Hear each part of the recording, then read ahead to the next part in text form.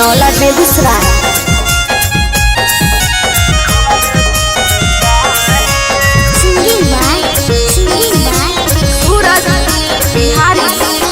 पहिले रह टिकला छौरी अब भेलवान गे।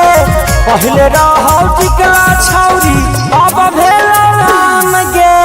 ढोढ़िया के नीचे छौरी खोलने छी दुकान गे।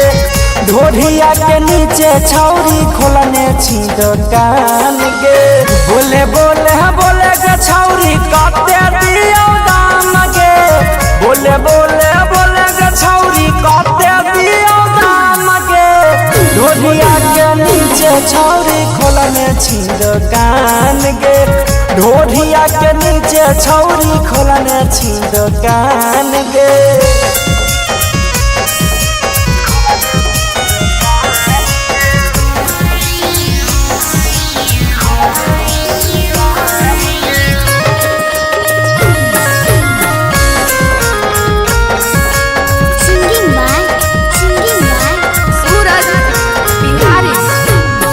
इस कलमी सकला छौरा सबके कहै छे। हटिया बजरिया छौरी रोज रोज घूमै छे।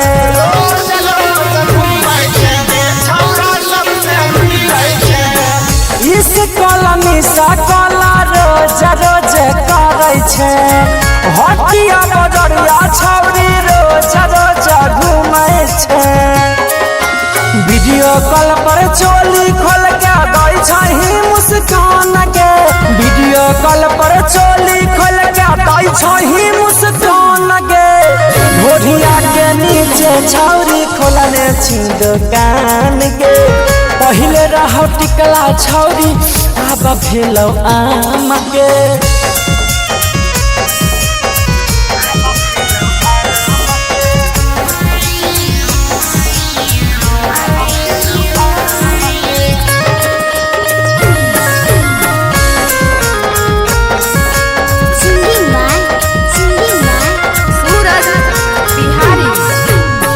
गोरे गोरे गाल तोहरा देखे में कमाल गे। देखते सब छौरा कह हमर छिकै माल गे।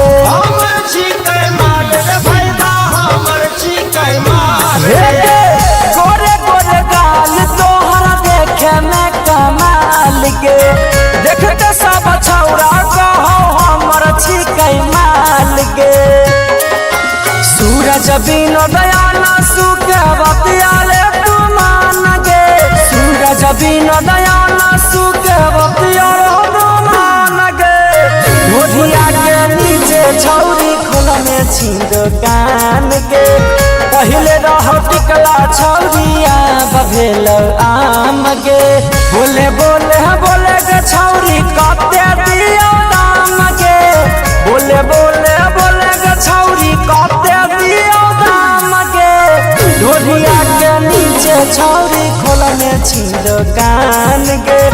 ढोढ़िया के नीचे छौरी खोलने छी दुकान गे।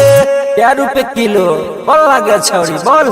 Tania recording studio नौला Begusarai.